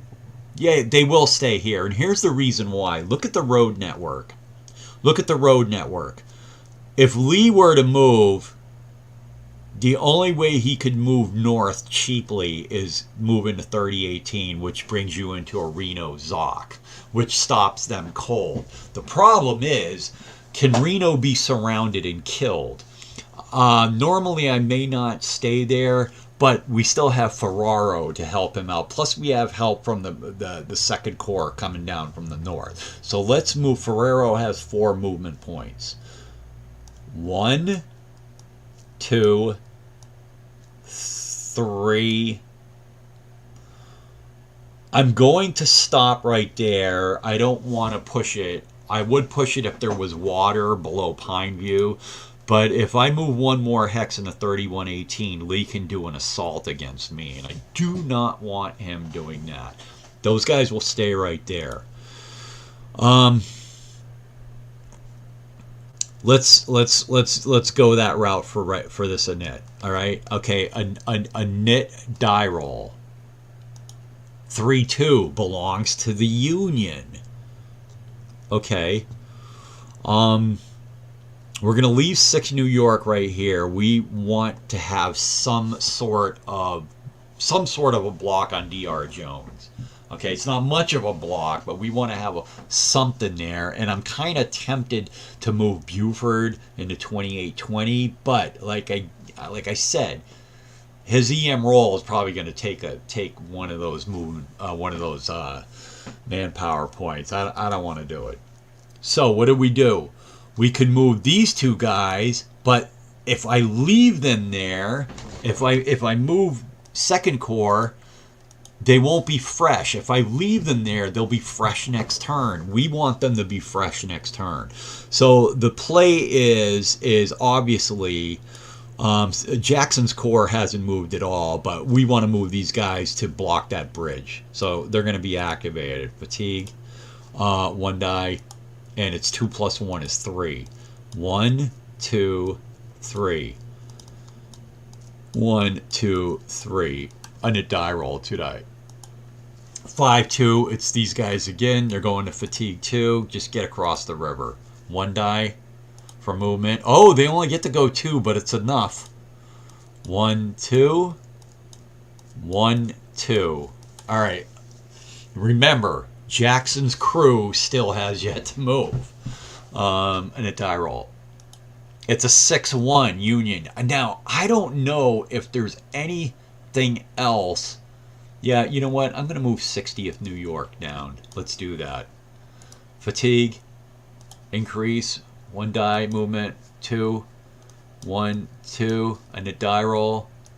5-1. New York again. Fatigue. 1 die. He gets to move 2 again. 1, 2. And the die roll. 5-1. New York to fatigue 3. Movement.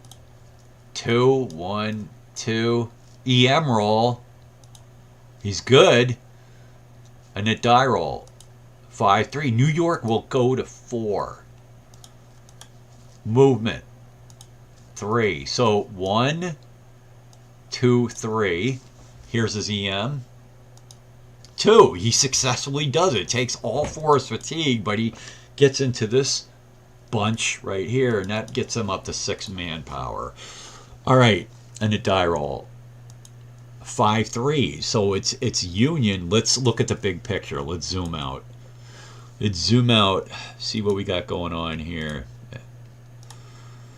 Got a couple of guys to watch. Wow, 1 hour and 35, man. Time blows by when you're having a blast. I always have a blast playing this. All right, let's look at the big picture. So what do we have here? We have 3 water up here. Good. We've got water covered here on the Rappahannock. Actually, we don't have this covered. Oh my God. What are we doing? Hold on. What is this? Why is this not covered? Well, Pope and Green, Williams and Green, guess what? You are gonna go to fatigue too. So we're gonna activate. I don't have to activate both of them. Shit, I will activate both of them. I don't have to activate both of them. Just, we will activate Williams. Just Williams. Alright, you got to get him on that river, bro. One die for movement. One die plus 1. Oh, it's only 2. That sucks ass. We'll go 1, 2 to right there. Here's his EM roll. He rolls a 2. Okay, that's good. A knit die roll, 2 die. 4, 5. Okay, Rebels are back in business. Here they go. How you gonna play it, Rebels? You had 2 guys break on the fatigue on the EM. How you gonna play it? Well, the name of the game is they got to get across the river. So only Kemper is in Lee's or Longstreet's radius right here. So we're going to take him to 4. He may lose a guy over this or 2. Increase fatigue. I'm going to do his movement first. Well, he's going to get across even if he moves, but here's his movement. So he's a 5 plus 2 is 7.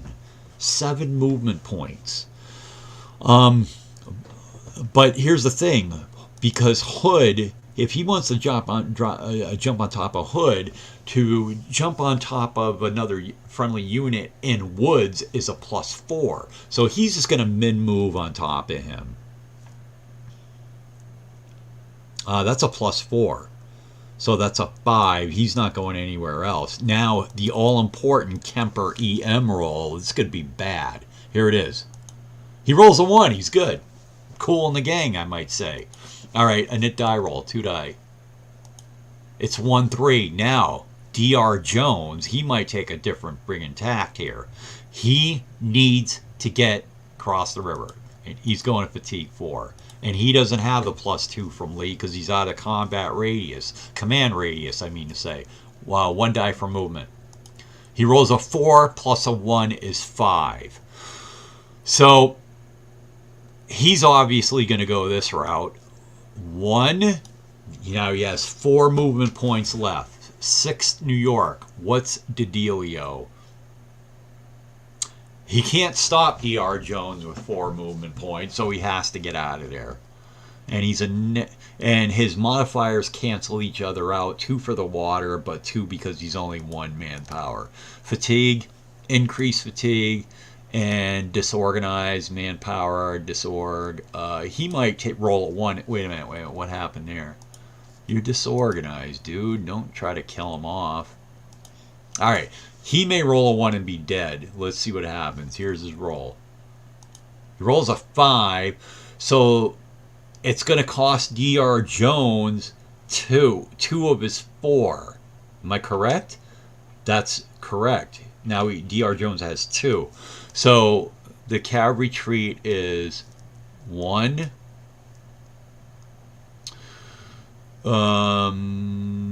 He has to go here. 2, 3, 4,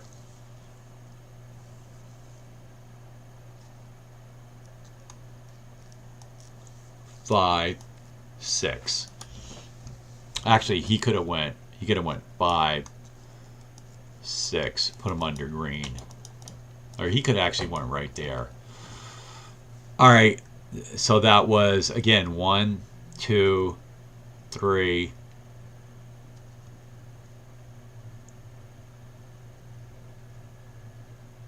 Wait a minute, how did we do? Let's run that again. Let's run that cav retreat again. 1, 2, 3, 4, 5, 6. Yeah, that's legit. Okay, now Dr. Jones has 2 movement points left, and he doesn't give a shit. All he's gonna do is go 1, 2. There you go. So you have the bulk of Longstreet's corps has gotten across the river. They pretty much exhausted themselves, but they're across the river. Too many times have the Confederates opened up the game to get to the Rappahannock, and turn 3 comes out, and it's like, bam, 25% random events yields rain. Guess who ain't crossed? And guess who's not crossing the Rappahannock unless you have a bloody street fight on that bridge? Right. So that's the name of the game. So they passed their first test. And we haven't even screwed around with Jackson yet. Let's talk about some Confederate strategy right here. This is what I found playing this game. I found playing this game that this is not like a truth or anything, but what works for me is I try to keep the corps separate in the early stages of this game, maybe even in the later stages of this game. What I don't want to do is have Jackson and Longstreet together, okay? Because when that happens, the Union basically can mass their units against one area of the map. So when you have these 2 corps separated, that really strains the Union. Okay, so why I say that, I still have to roll a nit, but why I say that is when I have Jackson activated, the last thing on earth that I'm going to do is take him to the wilderness to link up with Longstreet. Now that is not like, everybody plays this game different, but I find that when you keep the 2 corps separate, the Union has a bitch of a time trying to keep forces in front of them. If you put the corps together, then they can mass everything they have against you because you're just in one area. Anyways, let's go ahead and roll a net. 2 die. It's 4-1. It belongs to the Union. What to do? What to do? Well, what to do is this. Here's what to do. Here's what to do. The position, now that Dr. Jones is there, okay, with Dr. Jones being right there, that puts Williams or Stevens in a position where he could come under attack. He does have the advantage of being in the woods where a lot of the potential flank would not really work out that well. So do I want to move Stevens back 1 hex? Again, if I don't move him, he's fresh next turn. If I that's the consideration. If he goes or wait a minute, wait a minute, wait a minute. What I mean to say is, yeah, he's fresh next turn. Oh, wait a minute. You know what? I've been up since 3:30 in the morning. He's only on fatigue 1, dude. I'm getting a little crazy here. Oh, Reno can absolutely move again. You have to look at the road network. Okay, now granted, the rebels are exhausted here. They're not going to do anything. Okay, they're exhausted. Um, but what tends to happen at the beginning of a turn, the rebels will get their freshness somewhat back, even though these guys are going to have the exhausted band. But it's not uncommon for the rebs to start a turn with like 3 or 4 nits in a row and just be able to envelop the Union forces in front of them. So it may be wise for Reno to back out. It may be. But he's in a good spot. When you look at the road network, Reno's he's actually in a pretty good spot. I'm contemplating whether I want to move him back. He's still going to be fresh, even if he goes to fatigue too. I was flashing there for a minute. He is in a little bit of danger. It might be wise to move him, but he is hosing the rebels as far as the road network is concerned. Let's see what, yeah.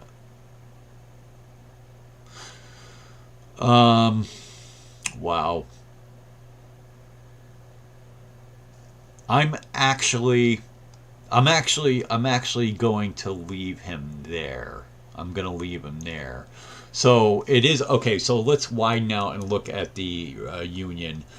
The only guys that I'm considering moving are, well, actually Bayard. He's sitting right here. Well, why haven't we done anything with him? I don't know. I've been so focused on the other guys. Let's activate Bayard. Yeah, that's a necessity at this point. I totally lost focus of him. Fatigue 1.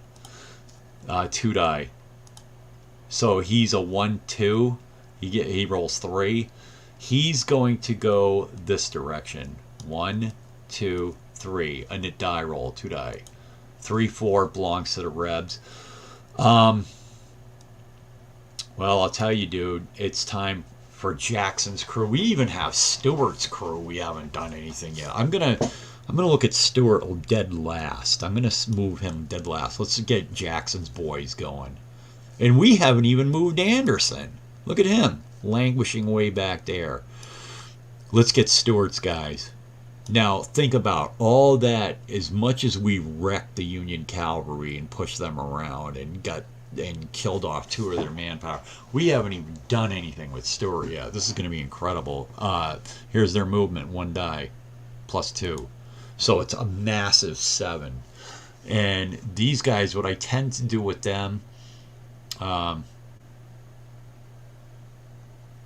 they are heading out in the highway, like Judas Priest says. All right, it's a big 7. Let's give them fatigues, though. How about that? Fatigue 1. All right, so AP Hill, you're going to take a different tact. Due north for these guys. 1, 2, 3, 4, 5, 6, 7. Tally. 1, 2, 3, 4, 5, 6, 7. Yule. 1, 2, 3, 4, 5, 6, 7. And they're barely in command radius, which is the beauty of it all. A nit die roll, 2 die. 4, 4, same thing. Rebs again. Jackson activates all these guys to fatigue 2. 1 die plus 2. It's 4 plus 2 is 6. They're going to head due north and reclaim Culpeper. So they got 6. 1, 2, 3, 4, 5, 6. These guys straight up. 1, 2, 3, 4, 5, 6. 1, 2, 3, 4, 5, 6. Let's look at the big picture. I don't want to just. I do want to, you know, have people look at the big picture. There you go. There's the Union in relation to them. A net die roll, 2 die. Union takes it. Where's the bigger threat, Bayard? I think you may consider going back in the other direction. Where is the bigger threat right now? I think the bigger threat is still Longstreet. Because they're across the water. Let's actually move towards. Let's still move towards Longstreet. Let's maximize this. 1 and 2 die. Only 3. 1, 2, 3. A net die roll, 2 die. It's 5. It's actually Rebel and Knit. So Jackson and them are actually going to kick it to 3, and that's going to do it for them. But the Union doesn't know that. Fatigue 1 or fatigue 3. Okay. Let's see what they roll for movement. 1 die. It's a 7, so I'm going to do my EMs now. It's a 7. Let's do my EMs. AP Hill. He's good. Tally. He's good. Yule. 3. They're all good, and they all have 7 movement points. Oh my god. All right. Jackson is all business here, man. He is not even screwing around. He would like to get across that river. He could have river problems himself. Now again, they don't want to fight a battle over this bridge. You know, assuming that rain, they don't want to do that. So they're going to want to blast through the Union right now. Here they go. Here's AP Hill. He's got 7 points. 1, 2, 3, 4, 5, 6, 7. Why? Okay. He's good. And tally. 1, 2, 3, 4, 5, 6, 7. He has no points left. And Yule. 1, 2, 3, 4, 5, 6, 7. Now the rebels are the last team through Culpeper. So the rebels have reclaimed Culpeper. Let me get a game marker. CSA control, baby. Hold on. Let me actually do this. I'm gonna put Yule is right below Jackson. Let me put him here. Does that mean I can turn this? Fatigue, control, blah blah blah blah blah blah blah blah blah. I don't know how to do this. I'm just gonna put the damn thing on here. Alright, whatever. I'm gonna put him back to where he was, right below Jackson. Just put the CSA control right there. I know you can turn this 3 to red. Okay, if anybody knows in the peanut gallery, feel free. And what I don't do is add the points, the 3 victory points. I don't put the 3 victory points because whoever controls these towns can ebb and flow. All right. Here's a huge net. 3-3 belongs to the rebels. Wow. They can go to 4 and just devastate these guys.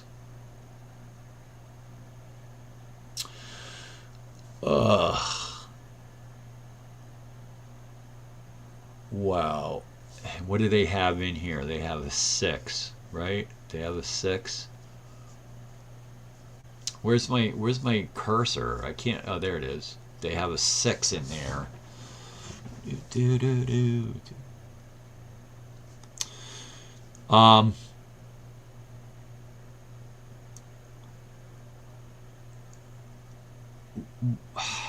Wow. There's two bodies of water I need to cross if I go this way. There's two bodies of water. Or I could just try to blast Milroy, but I don't want to start flipping these guys. You know what, Jackson? You move tremendous. I think the best course of action is just to stay put and not totally wreck your fatigue situation. All right, 3-3. They're gonna hold and I still have Stewart. You still have Stewart. And you still have all sorts of cavalry. What can you do with the cavalry right now? I think you should take this cavalry and move it towards Longstreet. That's what I think. But before I forget, let's move Anderson. Just stay on the pike, Anderson. Fatigue. One die. Let's move out. It's 4. 1, 2, 3, 4. Anderson, well, and a die roll. 3-5. Anderson again. He's going to go to 4 unless he flips. Movement. 3 plus 1 is 4. 1, 2, 3. Which way? Which way on this? Let's go. Shit, I forgot how many I moved. Did I just move? Yeah, okay, hold on. So he gets to go 4. 1, 2, 3, 4. Alright, and a die roll, 2 die. It's Union. Gosh, Union only has one guy that they're gonna move. They're gonna actually Bayard. You gotta do something, Bayard. Get across the river, damn it. Fatigue. Orange, 2 die. He gets a 6. 1, 2, 3.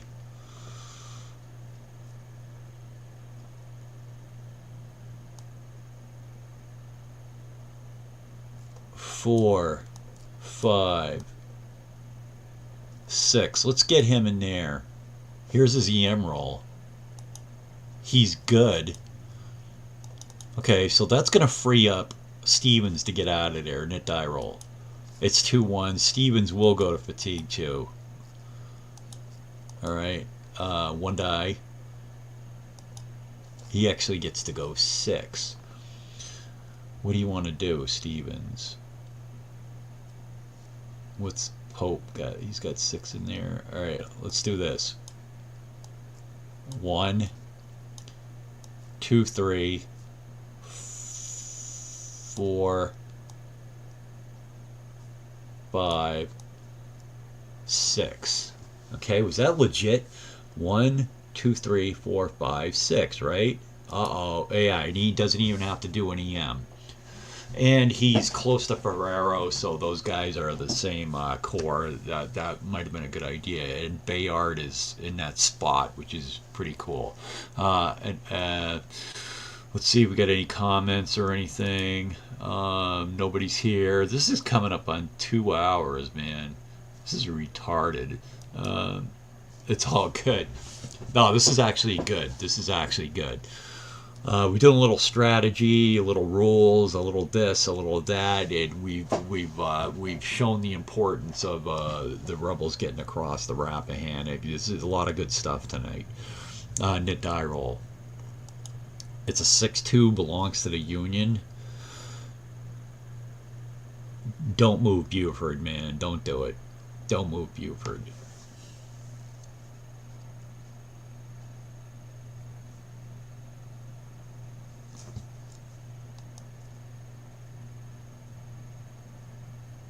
However, if I was the Union, I would now move these guys back. So Siegel,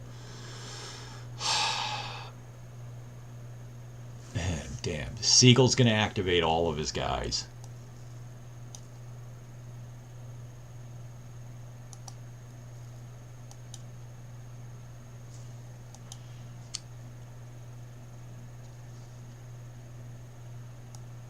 Did they not active? Okay, so again, activate all your guys. Apparently you did move. Alright, 1 die. You can't activate the red guy. Okay, you're activating all the rest of them. All right, movement, 1 die. So it's a 6. Wow.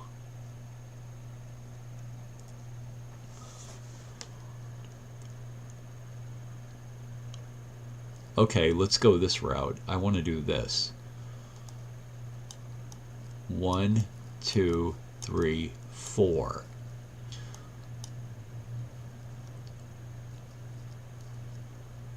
One, 2, 3, 4, 5. And then these two guys. 1, 2, 3, 4. 1, 2, 3, 4. Unfortunately, he can't move. He's just gonna have to freaking bite the bullet. So that's where you guys are right now. That's actually not a bad place to be. A knit die roll, 2 die, 4, 4. Rebel and knit. These guys are gonna. They're not gonna push the envelope. They're gonna stay where they are. But you do have. Wait a minute. Actually, let's, before we forget Anderson, max him out. Unless he flips. Movement, 1 die. 3. 1, 2, 3. EM roll. You're good. And a die roll. Anderson again. Take it to 4. Try to roll something decent. 1 die for movement. So that's a 7. Way to take it to 4. That was good. 1, 2, 3, 4, 5, 6, 7. That was huge. That was huge. Here's his EM. No, he doesn't even flip. A knit die roll, 2 die. It's 2, 4. What are we doing? We're gonna move. We're gonna move Stewart's cab. Now the question is, where are they gonna go? Where are they gonna exploit the situation? Well, they're going to go towards Longstreet. Longstreet's the key right now. And remember, Stewart is a +3. Increase fatigue, 2 die. They get 8 plus 3 is 11. Jeez Louise. Alright, let's see, how do they want to do this? Let's move towards Longstreet. Ba-da-da. 1, 2, 3, 4, 5, 6, 7, 8, 9, 10, 11. Stewart. 1, 2, 3, 4, 5, 6, 7, 8, 9, 10, 11. Wow. And a die roll, 2 die. 1, 4. Those 2 guys again. 1 more time. Movement. To get a 6 plus 3 is 9. They just want to get across the river, that's all. 1, 2, 3, 4, 5. 1, 2, 3, 4, 5, 6, 7. That's all they wanted to do. A knit die roll, 2 die. 5-1 belongs to the Union. I think they might be done. I think they may be done. They're going to pass to the Rebs, and the Rebs are just going to simply move. Second VA, come on in. Okay. I'm live right now. Kiss. Bye bye. Good night.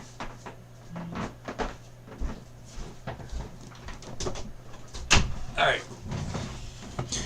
Okay, so second VA, they're the last unit to activate. Fatigue increase, 2 die. It's a 6. They're just gonna go due north. 1, 2, 3, 4, 5, 6. And a die roll. Let's make them bigger.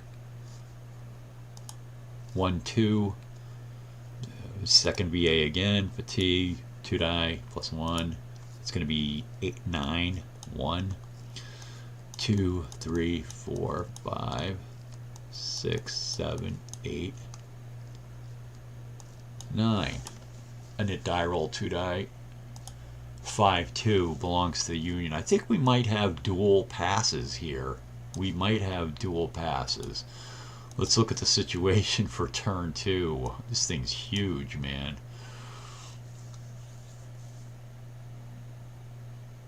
I think the Union is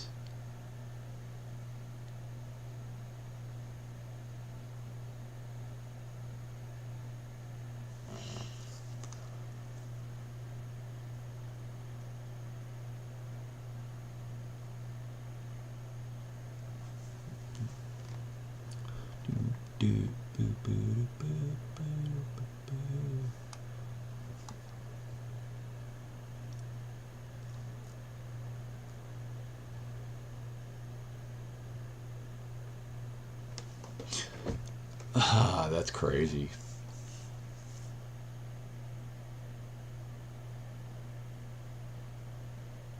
I think the Union will. They got this crossing up here. That's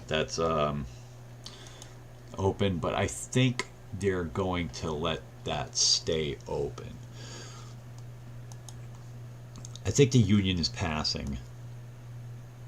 Yeah, the Union is passing. Now, will the rebels pass as well? Well, Longstreet's definitely going to pass, and I think, yeah, the Rebs are going to pass. Both teams pass right now. All right, so wow, it's 11 o'clock. Let me see what the situation is. We have 2 hours and 5 minutes, and nobody's watching, and that's totally cool. Everybody tapped out. Everybody tapped out from watching. So that's what you have at the end of turn 2. Let's do a recovery.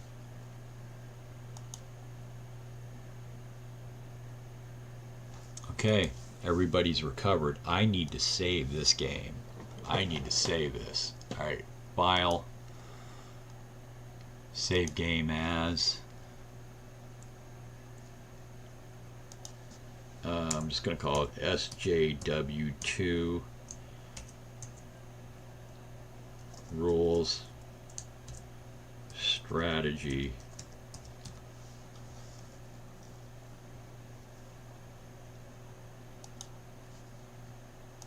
Okay, so let's just do a real quick recap, and then we'll talk about this. All right, so we talked about everything. Everybody's asleep in my house, so I can't really talk loud, and we've covered everything about the importance of trying to get across the rivers in turn 2, because it's that all important random events. You don't know what the hell you're going to get. Jackson is not across the river, but that's okay. That's not okay. That is okay, because look at Longstreet. Look at that. Longstreet and Stewart got across the Rappahannock. And yeah, and that's how it is. So, and we'll see what happens. But hey, I'm over 2 hours, man. Like, I'll be able to talk more about this game in depth when I make my next file sometime this weekend. All right, but I got to be kind of quiet right now. People are trying to sleep. So I'm John. I'm gonna let you guys go. It's been cool. I hope you enjoyed this, man. We talked about a lot of shit in SJW2. All right, I'll see you guys for the all-important turn 3, where we start doing random events, and 1-1 possible end turns will necessitate a subsequent die roll. All right, I'm John. I'm out. See you guys next time.